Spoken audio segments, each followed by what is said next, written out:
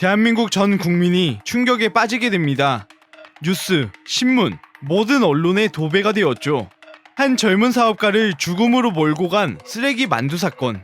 이번 시간은 쓰레기 만두 사건의 진실입니다. 2004년 2월 경찰은 폐기돼야 할 단무지 자투리가 만두소로 사용되고 있다는 첩보를 입수하게 됩니다. 문제의 공장을 수색해 증거물을 확보하였죠. 확보한 증거물은 이번 사건이 알려지기 전부터 경찰들은 만두를 먹지 않았다며 분노한 국민들에게 부채질로 더 끌어오르게 하였습니다. 결국 사건이 보도된 이후 한국산 만두 수입을 금지하는 등 국제적 파장과 함께 국내 만두 시장과 관련 식품 시장은 얼어붙게 됩니다. 하면 세균이 증식할 위험이 있습니다. 그런데 일부 냉동만두의 유통 과정을 추적해본 결과 상온에서 몇 시간씩 방치된 채 수도권 대형마트에 유통되고 있었습니다. 서효정 기자가 취재했습니다. 인천에 있는 대형 냉동센터입니다. 이곳은 수도권 대형마트와 대리점 400여 곳에 납품하는 대기업 물류회사의 거점센터입니다. 그런데 배송기사들이 출근하기 전인 자정부터 상자를 쉽게 실을 수 있도록 만두를 창고 바깥에 내놓습니다.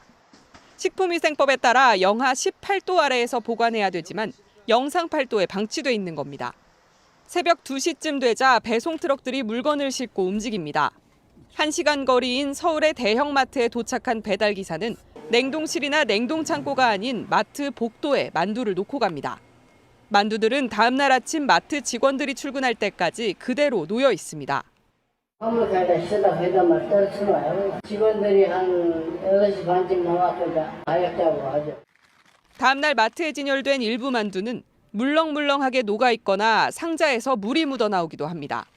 잘 얼어있는 만두 같은 경우는요, 저희가 이렇게 바닥에 탁 놓으면 딱딱한 소리가 나요. 근데 한여름 같은 경우에는 바닥에 탁 놓으면 철썩 이런 소리가 나요. 녹아있기 때문에. 일부 기사들은 냉동식품을 녹은 상태로 배송할 수 없다며 지난달 본사 측에 감사를 요청했지만 별다른 조치가 취해지지 않았습니다. 냉동식품이 상온에 노출되었을 때 이제 품질의 변화가 있을 수 있고 또 식중독을 일으키는 세균도 자랄 수가 있습니다. CJ 대한통운 측은 물량이 많아 트럭에 실는 과정에서 안전에 해가 되지 않는 수준으로만 복도에 놔둔 것이라며 감사 요청 이후 적절한 조치를 취했다고 밝혔습니다. 관련 구청도 냉동식품 유통관리 실태를 조사할 계획입니다. 는 식약처로부터 해썹 인증을 받은 한 육가공업체의 비위생적인 생고기 보관 실태를 전해드렸습니다. 비슷한 일이 또 다른 육가공업체에서도 확인됐는데 이곳에서 나온 고기는 40곳이 넘는 대전 지역 학교에서 급식용으로 쓰이고 있습니다. 위생 상태가 의심되지만 사실상 단속은 이루어지지 않고 있습니다. 조정아 기자의 단독 보도입니다. 이른 아침이지만 기온은 이미 20도를 넘는 상황. 돼지고기가 담긴 상자들이 끊임없이 야외로 옮겨집니다. 고기 상자 앞에서 작업자들이 담배를 피우는가 싶더니 고기 상자들을 그대로 둔 채 식사를 하러 갑니다. 기온이 계속 오르는데도 길게는 2시간 가까이 방치했다 납품업체 화물차에 옮겨 싣습니다. 이 업체는 대전 지역에서 매출 상위권인 한 육가공업체로 지난 2014년부터 꾸준히 식약처의 해썹 인증을 받아왔습니다. 하지만 축산물은 유통 전 반드시 냉장이나 냉동 보관해야 한다는 기본 규정은 무시되고 있습니다. 실외 일단은 주차는 저희도 잘못됐다는 건 인지하는데 지금 보면은 공간이 여기서 작업을 하기에는 너무 좁고요. 이곳에서 고기를 받아 유통업체가 납품하는 곳은 대부분 대전 지역 초중 고교로 확인된 곳만 40곳이 넘습니다. 또 어린이집이나 인근 지역 군부대에도 일부 들어가는 것으로 파악됐습니다.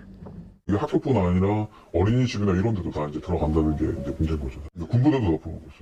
하지만 그동안 식약처나 관할 지자체 점검에서 적발된 적은 한 번도 없습니다.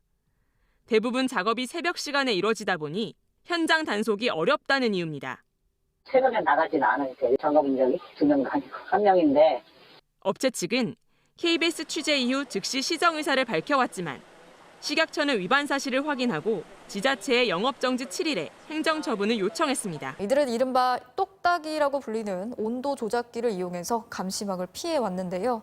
박진주 기자가 취재했습니다. 새벽 2시 경남의 한 물류센터 주차장입니다.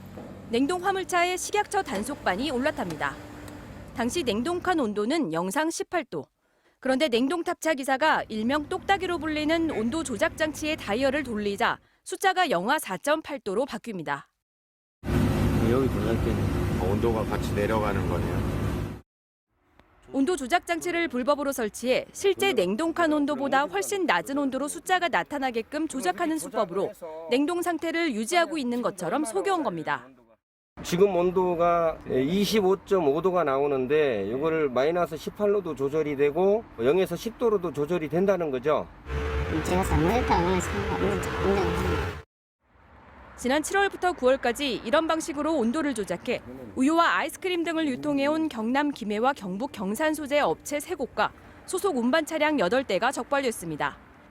식품위생법상 냉동 식재료는 영하 18도 이하, 우유 등 냉장 제품은 0도에서 10도 이하로 유통해야 합니다. 그렇지 않으면 운송 과정에서 변질될 우려가 크지만 냉각기 유지 비용과 유류비를 아끼겠다고 눈속임을 해온 겁니다. 10시간 기준으로면은 18,000원에서 2만 원 정도 유류비가 절감이 된다 하는 내용이었고요. 식약처는 불법 온도 조작기를 설치한 차량을 처벌할 수 있도록 연말까지 법을 개정하고 운반업체에 대한 불시 점검을 강화해 나가겠다고 밝혔습니다. MBC 뉴스 줄줄이 물류센터를 출발합니다. 식약처 직원들이 냉동칸 온도 단속에 나섰습니다. 이게 냉장이에요? 네, 냉동은요? 냉동 칸막이 안에 있어요. 현행 식품위생법상 냉동 식재료는 영하 18도 이하에서 유통돼야 합니다. 영하 5에서 6도, 제대로 지키지 않은 차량이 발견됩니다. 여름철 같은 경우 온도 맞추기가 힘들고 기름을 많이 떼야 되고 유지비가 많이 들어가기. 똑딱이로 불리는 온도 조절 장치를 설치해 냉동 상태가 유지된 것처럼 속이기도 합니다. 냉동 탑차 기사가 온도 기록계와 연결된 리모컨을 누르자 섭씨 24도를 넘나들던 냉동실 온도가 금세 영하 18도 이하로 뚝 떨어집니다. 적발한다 해도 처벌하기 쉽지 않습니다. 현행법상으로는 온도 기록 장치를 붙였다 해서 처벌할 수는 없습니다. 식약처는 조작 장치 형태가 다양해지고 있어 장치를 설치하는 것만으로도 처벌할 수 있도록 법 개정을 검토 중입니다. SBS 보건복지부는 오늘 이후에 식품 제조 판매 사범에 대해 3년 이상의 징역형을 내리고 처벌을 받은 뒤 5년 동안은 영업을 하지 못하도록 하는 내용의 식품위생법 개정안을 입법 예고했습니다. 이 개정안은 유해식품 제조업자를 신고하면 최고 1,000만 원의 포상금을 주고 유해식품을 모두 회수하도록 하는 식품 리콜제도 도입하고 있습니다.